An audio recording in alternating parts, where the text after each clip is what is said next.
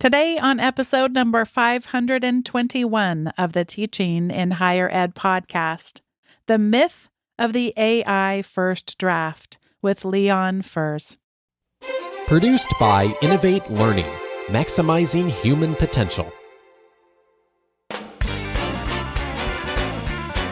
Welcome to this episode of Teaching in Higher Ed.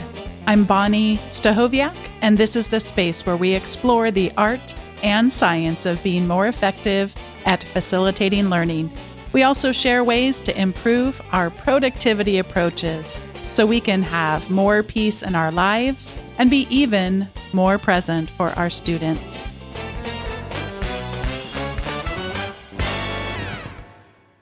I'm so pleased today to be welcoming to the show Leon Furze. He's an international consultant, author, and speaker with over 15 years experience in secondary and tertiary education and leadership. Leon is studying his PhD in the implications of generative artificial intelligence on writing instruction and education. Leon has held roles at multiple levels of school and board leadership, including Director of Teaching and Learning, Head of English and E-Learning. Leon is a non-executive director on the board of Young Change Agents and Reframing Autism, and a member of Council for the Victorian Association for the Teaching of English.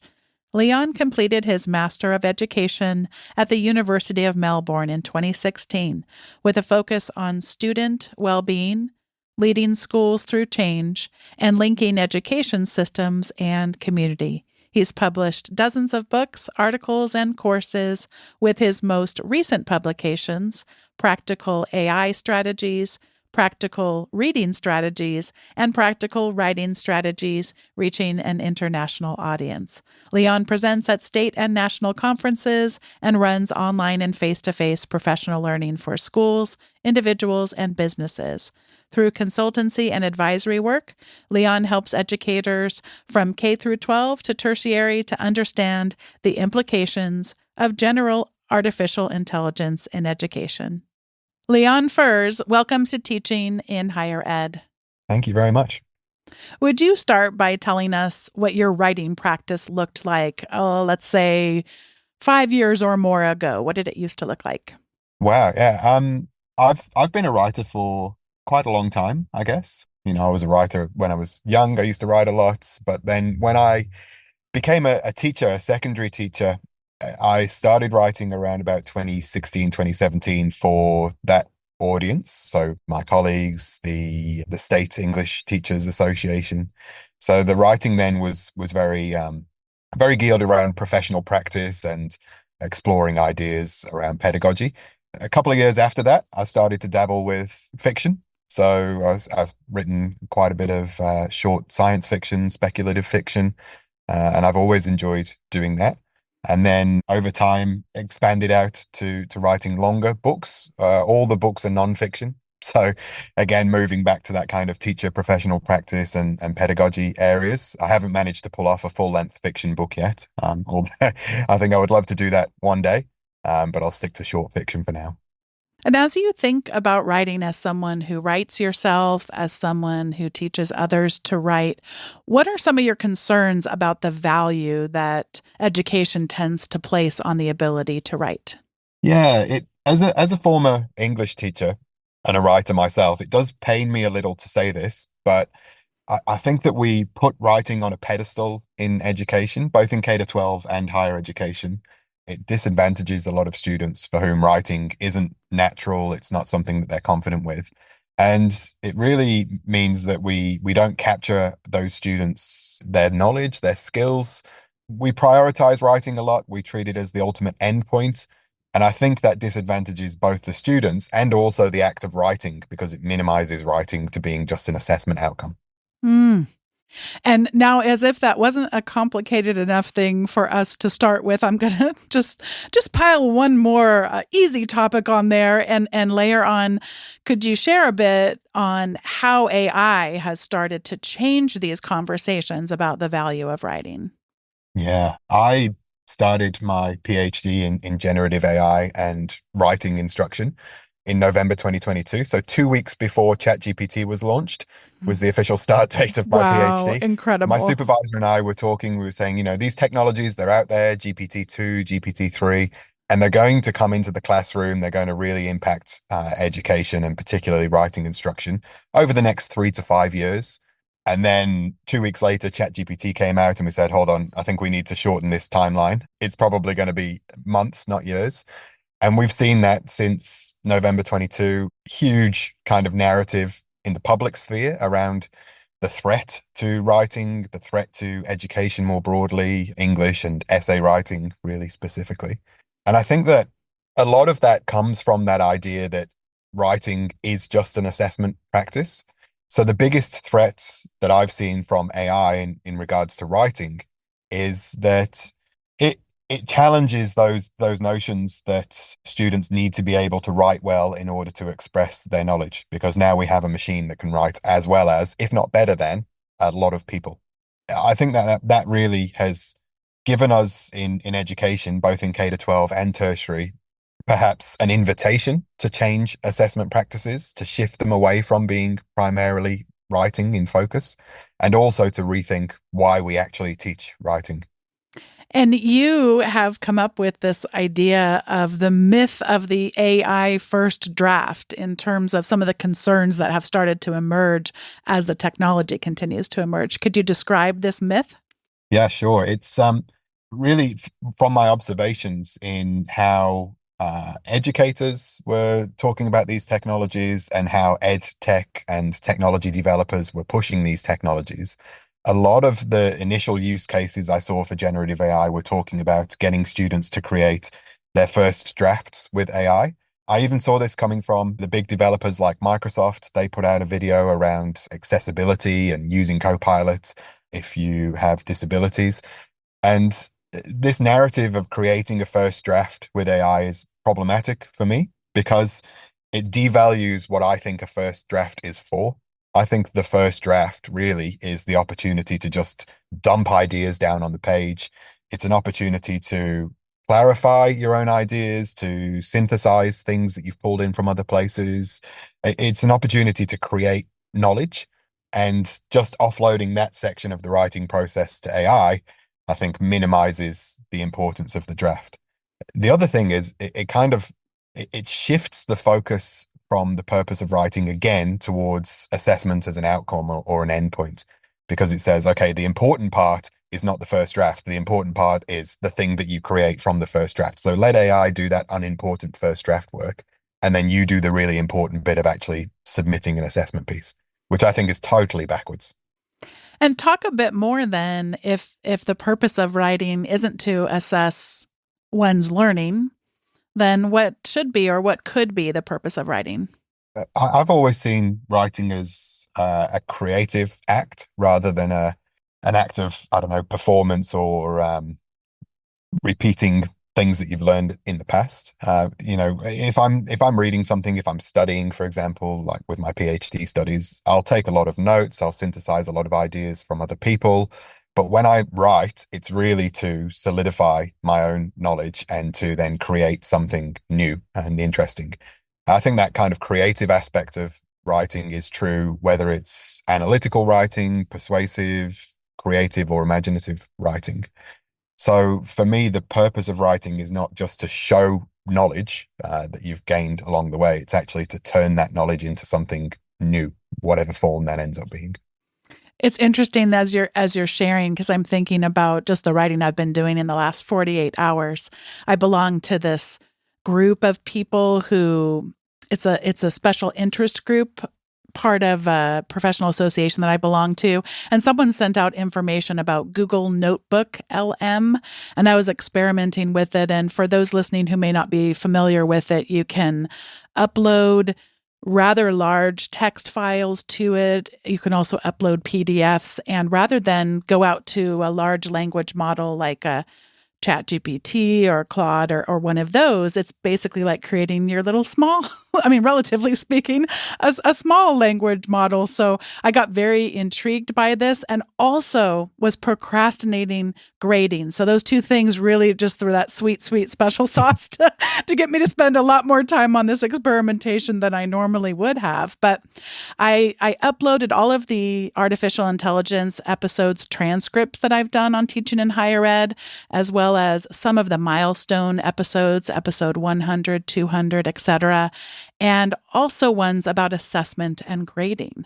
And I started asking it questions, and I'm thinking as you're describing the purpose of writing that probably what I was doing there was not necessarily a creative act, but it was a result of taking all these creative acts that I've already done and then seeing what this smaller language model might do with that. So I think maybe perhaps it's helpful for us to distinguish between synthesizing our prior creative acts or the creative acts of others versus that this idea of a blank slate. And that's something that was super intriguing to me as I looked at your and read through your blog, and also intriguing of the tension that there is between wanting to avoid for so many people the pain and agony of the blank slate. How do you get started? The writer's block, and whether or not it's helpful to have that pain or agony be diminished in some way. So would you share a little bit about this tension between the blank slate and how important you see that in this creative act of writing, and or whether or not you find that to be an important tension as someone who writes and communicates? Yeah, absolutely. I really like Margaret Atwood's writing about the blank slate and getting over the fear of the blank slate. I think the blank slate's a great place to be at. You know, the blank page for me isn't something that represents fear or causes any kind of anxiety, but I know that it is for a lot of people. But what I feel is that we have to shift our perceptions around writing and around creativity away from this idea that the blank page is scary or the blank page is something to be overcome as quickly as possible, and see it as an inherent and very important part of that struggle. One thing I think we've done in education with writing, where because we've devalued it, because we've reduced it to an assessment outcome, we've also created this idea that it's okay to take shortcuts. It's okay to just skip ahead to the end point. It's okay if you're not that good at doing it to kind of look for little hacks and cheats and things. Realistically, I think that writing is hard. I mean, this sounds kind of a little bit maybe banal to say so, but writing is a difficult thing, and that's okay. You know, creating art is difficult, creating software is difficult, creating anything is a difficult process. So when we devalue writing and we say, okay, there are shortcuts, or you can get over the blank page with this AI generator or anything like that, we're kind of saying writing doesn't have to be hard. I would say, look, let writing be something which is difficult. Let writing be something which some people gravitate towards and others don't. And the people that don't enjoy writing, or the people that for whatever reason don't engage with that form, let them do whatever works for them. Let them express themselves in whatever ways they feel comfortable or confident with, or in ways which they can really lean into their own kind of creativity. Everyone is creative in some way, and everybody has the capacity to create. But we don't have to pretend that that's an easy thing. And how would you then think about if this is something that is hard to do, the importance of doing it anyway, and discovering. I think often of this book that I read called Range, which was about sort of the propensity, especially here in the United States, where we will have our children hyper specialize, and they give lots of examples from things like sports or things like chess, and the benefits of sort of interdisciplinary approaches to learning, and which is why I don't get worried when one of our kids decides that this week he's really into coding, and if next week it's something else, I'm not going to be so worried about the changes. But so the idea of trying something and it's hard and then giving up versus trying something and it just really another way would be better for us to express our learning.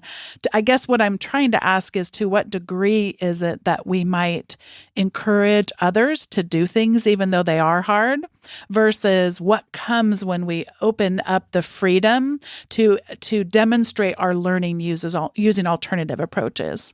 Yeah, first of all, that's a great book. That's Oh, have you read it? David Epstein's book, Yes, Range. yeah. I really like that idea of the importance of being a generalist. Someone who writes a lot about AI, he posts a lot of things on LinkedIn, Connor Grennan, posted something recently about how well placed generalists are in this kind of technological era, because AI is a very generalist kind of technology. One thing I think is that we can encourage people to do hard things. We can encourage people to experiment.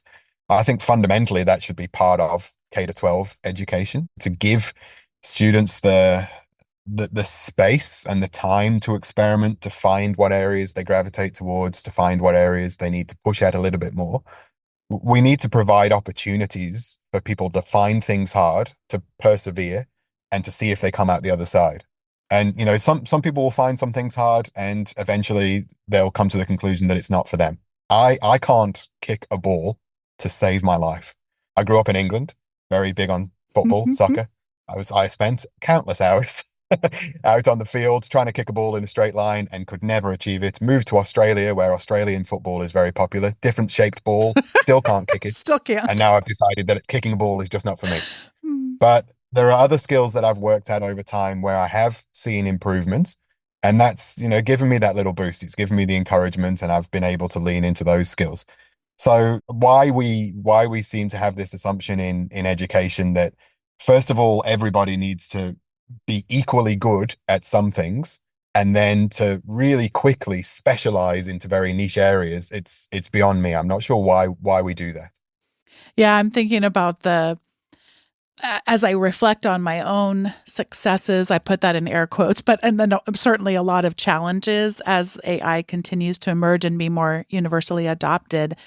I think about the people that I've talked to on the show before about writing and the ways in which we privilege certain types of writing. And that really negates our ability to even know whether or not somebody actually understood something. I've often thought about the basic communication process between, a message gets sent and it was packaged up in a particular context. And then I need to, as the receiver, interpret that and then be able to synthesize what I think about it. And when we're so specific about, it wasn't in the right format and you didn't write with the right grammar, we're losing opportunities to see what happened in that process. And it seems to me that artificial intelligence has only amplified and magnified the possibilities for people's unique and distinct voices to be lost in their own learning process. And it's really sad and quite discouraging too. When I see it happening, I do try to remind myself that this is not something being done to me. This is a result of a lot of other factors going on, both in this individual's life, if it's happening with the student, or also just in our educational systems more broadly speaking. I guess this comes back to, you say there are some ways that we can do better and change the definition of what better looks like. Could you talk some about better? Yeah, I mean, it's a bit of a paradox in education that we encourage students to excel, but the way that we do that is by pushing standardization. Mm-hmm. So we say you all have to have a certain level of expertise in literacy or numeracy, for example, and that level is here, and we kind of set this arbitrary bar. But then to encourage people to be better at certain subjects, we don't spend any kind of time or dedicate any energy to actually allowing students to do that. We get so bogged down in the standardization that we never actually allow students to get onto the really good parts. I mean, one thing I found, the more I've gone through adult education, I did my master's in 2016. I'm doing my PhD now. It's a totally different model of learning to what we subject students to in K to 12 education. There is no hand holding. There's no sort of standard bar to achieve. It's just do as well as you can with the materials that you have at your disposal. And so I think in education, to encourage people to be better, we have to give them the time and the space to explore and to experiment. And would you talk specifically? You talked about the myth of the AI first draft. Would you share some of the alternatives to the AI first draft? What are some of these ways that we might go about thinking differently? Yeah, sure. So I think that, I mean, the first thing that should come before any kind of piece of writing is some kind of discussion or some kind of idea generation process. So I wrote another piece recently about brainstorming, which is another one of those really kind of easy, low-hanging fruit uses of AI. People are suggesting just use AI to do your brainstorming. And sometimes that's okay, but a lot of the time that just kind of supplants the creative process. Again, for me, brainstorming, idea generation, drafting, all of that is far more important than the finished product itself. So I would say as an alternative to getting AI to do the first draft, you might do some brainstorming yourself, or you might work with your peers or in a community of writers or just in a classroom context and discuss and capture some of that discussion. So one thing I talk about in the article is maybe capturing voice transcriptions of those discussions and then using AI to sort of tidy up those notes. And then once you've got your organized notes, your brainstorm, the idea dump or whatever, just have a crack at writing some sort of first draft yourself before then perhaps handing it off to AI to tighten up some of the language.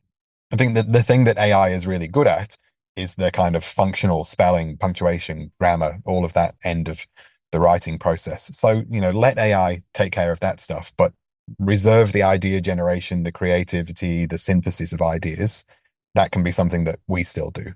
One sort of counterpoint that I've had when I've published that article is that it might be seen as a bit of an elitist approach to writing, to say, writing is an inherently creative act and it should be difficult, it should be a struggle. It can sound a little bit elitist. It can sound like it excludes people who, for whatever reason, can't or won't write. To which I would argue, I have never met a young person, a student who is incapable of creating something. I've never met a person who's incapable of creating something. And so whatever way they are capable of creating, we should be supporting that and not trying to kind of pigeonhole them into the writing mode. So, if students are able to create things through art or verbally or through discussion or in any way, really, capture that creativity. And then if necessary, use AI to help turn that into a piece of formal writing at the end of the process. Mm. Imagine that we spoke about the book range and just the benefits of interdisciplinary thinking. Imagine if that were possible to do more of. And it really does take a risk, not just at the individual level, but also at the collective level too.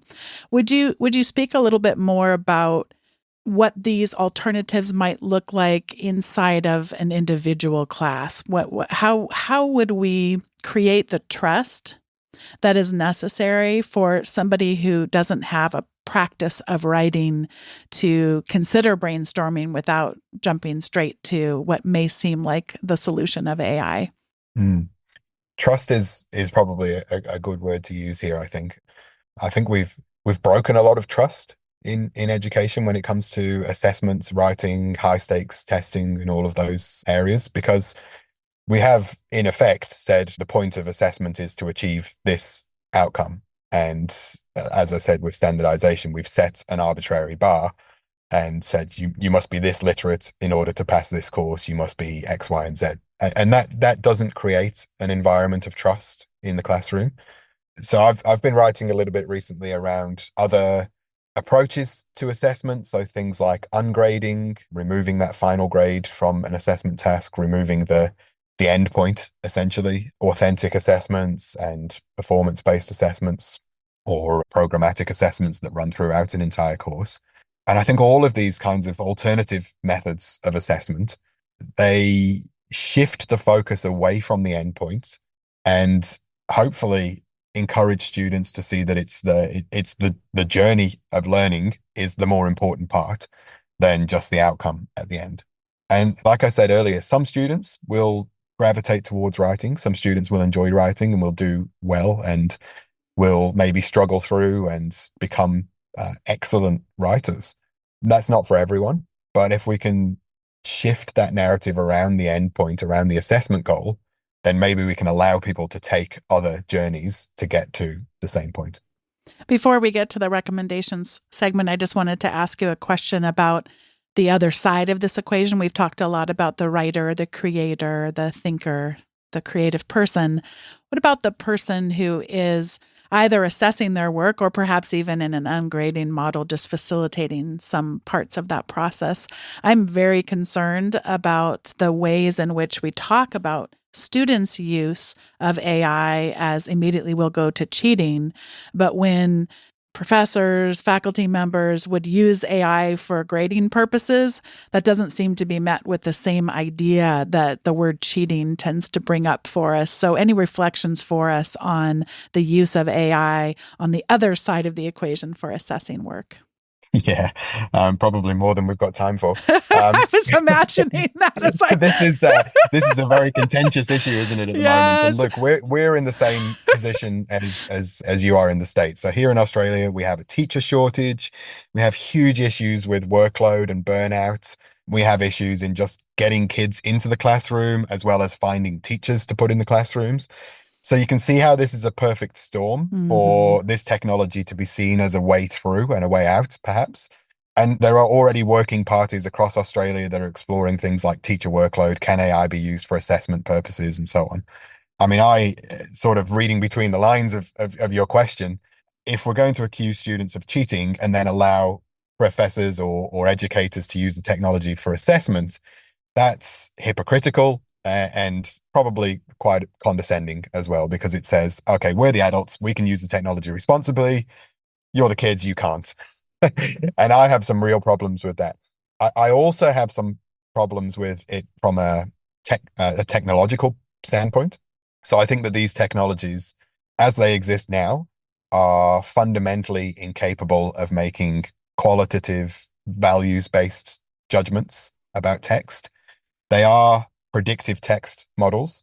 They might look like they're capable of thought. They might look like they're capable of reason, but they're not. They're just sophisticated prediction models. And that means if we give a student's work to an AI and say, grade this or assess this piece of writing against this rubric, it will do a really convincing job of looking like it's grading, but it's not grading. It's not assessing. It might do an okay job of spelling, punctuation, grammar, maybe even structure, cohesion, logic, some of those other functional aspects. But it can't make an aesthetic judgment.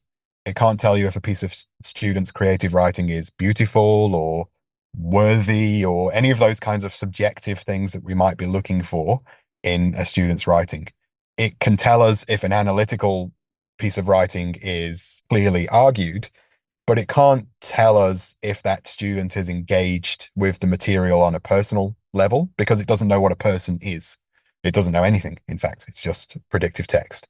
So that's, for me, that's a fundamental technological barrier to using the technology for assessment purposes, which is not being addressed because it's expedient and because technology developers certainly would have us believe that this technology is going to solve all of those problems.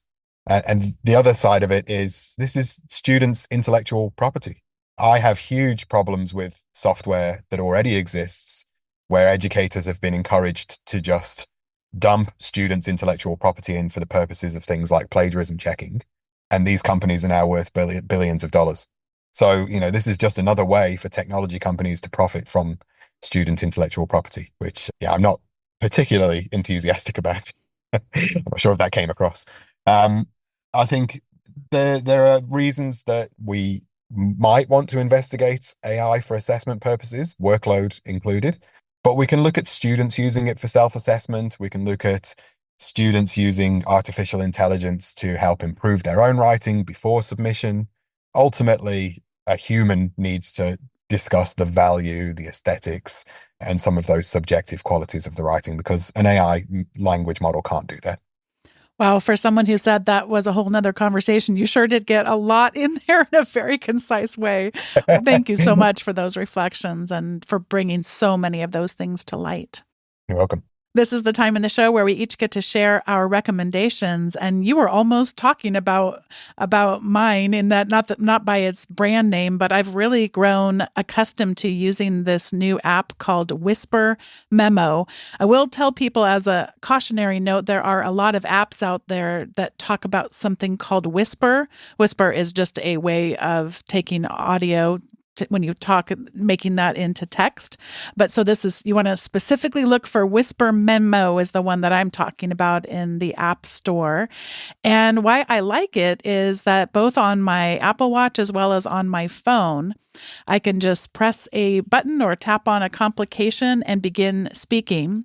It has, as of this recording, a 15-minute limit, which I never just speak extemporaneously like that more than 15 minutes. So that hasn't been much of a limit.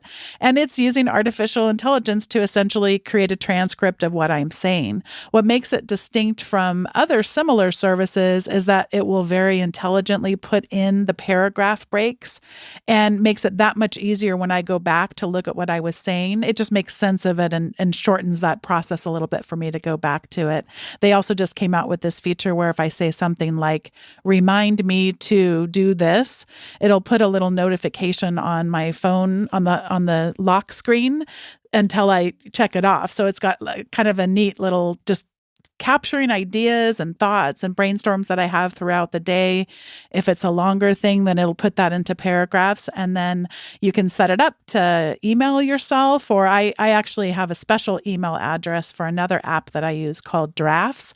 And so all of my thoughts go into the Drafts app and they're there waiting for me. And it's just a wonderful app, very easy to get started, a relatively inexpensive price point, and I cannot recommend it enough if you like to capture your ideas as you're creatively thinking about things throughout your day. So, Leon, I'm going to pass it over to you for whatever you'd like to recommend. Yeah, sure. So my recommendations are always just centered on AI because Mm-hmm. that's all I think about at the moment with the PhD and with my consulting work.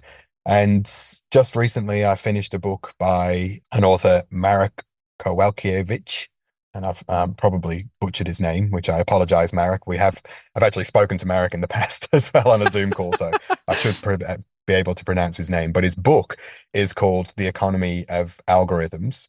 It's a fairly new book. It's not just about AI, it's about algorithms more broadly and their impact on society. But I enjoyed it because I like to look at technologies from different perspectives. And Marek's an economist, so well out of my wheelhouse.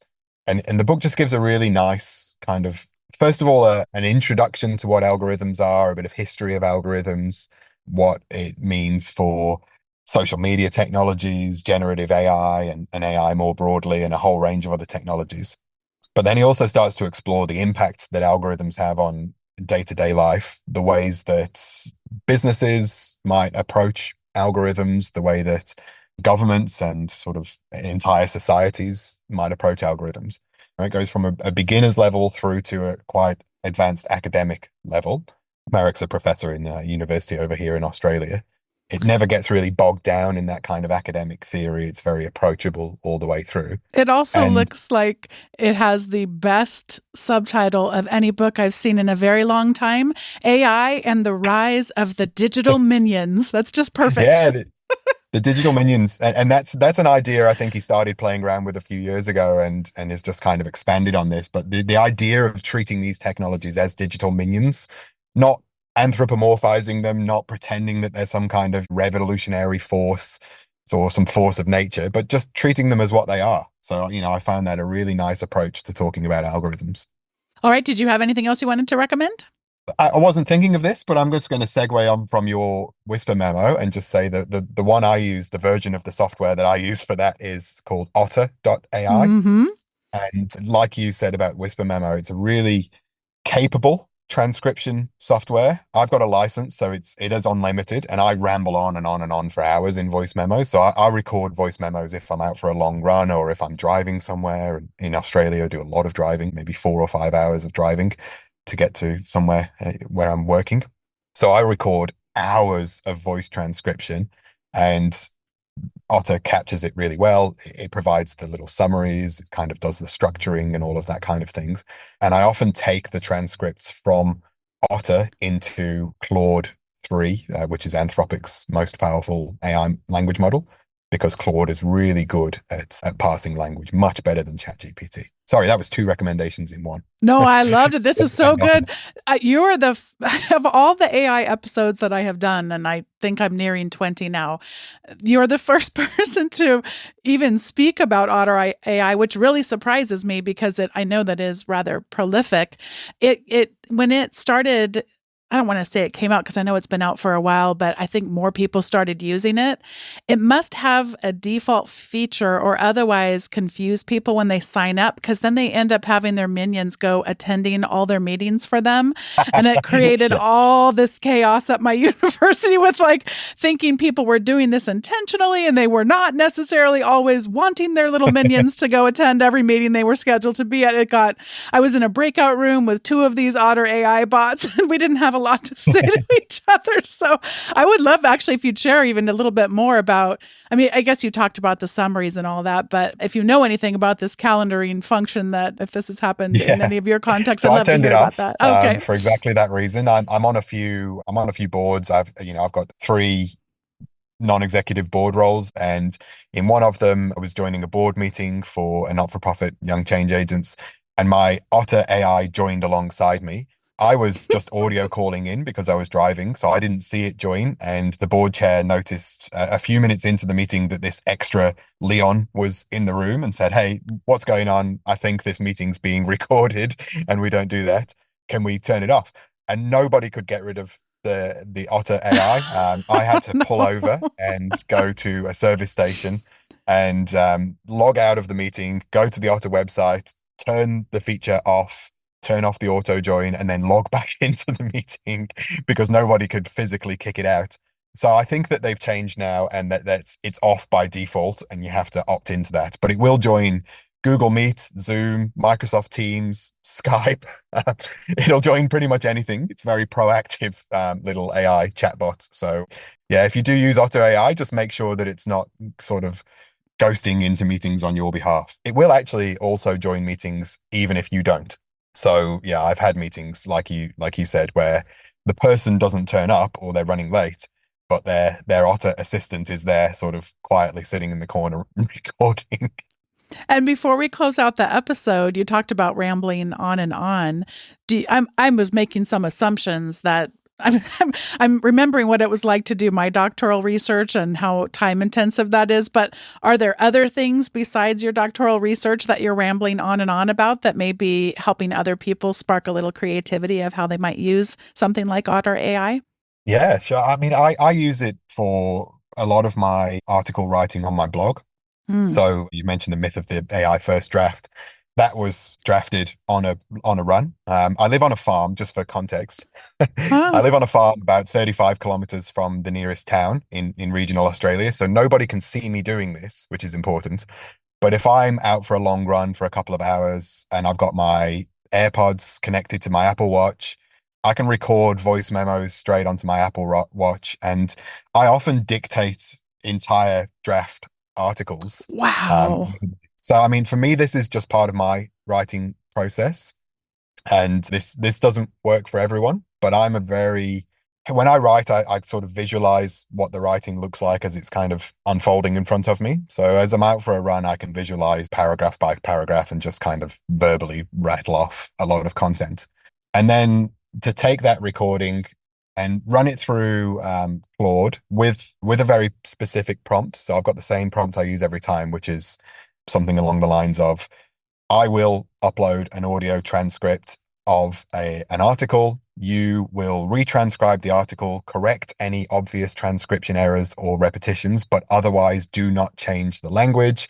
Do not overwrite the text. If there is something which is very unclear in the recording, just put it in square brackets and leave it as is. And if I give explicit instructions to the language model during the transcription, follow those instructions. So that's a really specific prompt that I Mm. use.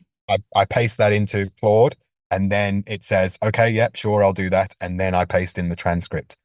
Sometimes while I'm recording, while I'm out for the run, I might kind of say halfway through the recording something like, This is an instruction for the language model. At this point, turn the following thing into a dot point list with bold headings and give formatting instructions. And it will do that as well. It will, My follow the goodness. instructions and format your text. So it's a bit weird. It certainly looks weird, I imagine, to anybody who drives past me while I'm doing this, but it works. And I know that you have a book out about AI, and I know that now I know a little bit more about how you are such a prolific blogger. Where would be some of the best ways for people who are curious like me? Where can I go as soon as we hang up and go start exploring and learning more from you? Yeah, well, my website is just my name. Very uninteresting. It's just leonfurze.com. And the blog is there. I post blog posts maybe 2 or 3 times a week. So that's just leonfurze.com/blog. The book is called Practical AI Strategies and was written for both K-12 and tertiary educators. It's about using it yourself, not using it in the classroom with students. And just this week, actually, I've just released an online course version of the book, which follows the structure of the book. So an introduction to AI, AI ethics, assessment practices, education policies, and how to actually use the technology. And yeah, I've just turned it into a course, which is just over 4 hours long, broken into little lesson chunks. So the book and the course, all of the information for that is just at practicalaistrategies.com. So yeah, leonfurze.com, practicalaistrategies.com. And between those two things, you'll find pretty much everything I've ever written. Thank you so much. I'm so glad that we got to have this conversation. And I feel like it's kind of funny that I went first on the recommendations because now I just want to go and experiment with what you're talking about and start to build my confidence there. I find so much of this stuff, it's helpful to think about myself as with childlike playfulness. And I'm going to have a lot of fun playing with this idea. And I'm not going to start running, but I do a lot of walking. So I think on my walking, I'm going to experiment with writing an article in a similar way that you described. So thank you so much for these both practical as well as broader ethical and philosophical things that you've shared today. Well, thank you very much, Bonnie. Thanks for the invitation. Thanks once again to Leon Furze for joining me on today's episode. And Leon has shared a 20% discount code for teaching in higher ed listeners to his Practical AI Strategies online course. So check the show notes for that information. And thanks to each one of you for listening. Today's episode was produced by me, Bonnie Stachowiak. It was edited by the ever-talented Andrew Croker. Podcast production support was provided by the amazing Sierra Smith. I'll see you next time on Teaching in Higher Ed.